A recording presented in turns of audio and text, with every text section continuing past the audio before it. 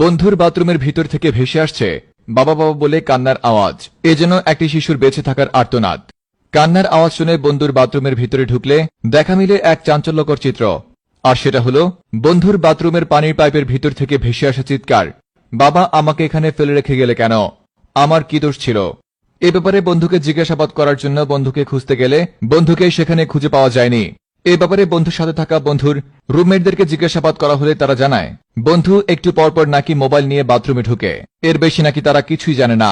বন্ধুর বাথরুমের এই বাবা বাবা বলে চিৎকারের আওয়াজ নিয়ে বিস্তারিত দেখুন রিপোর্টার জনি মজুমদার সেন্সের রিপোর্টে।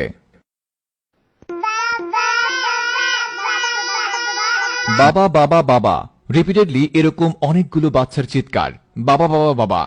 এই চিৎকার কোত্থেকে আসে, কোথা থেকে এর উৎপত্তি, কেনই বা এরা বাবা বাবা বলে সারাদিন ডাকছে?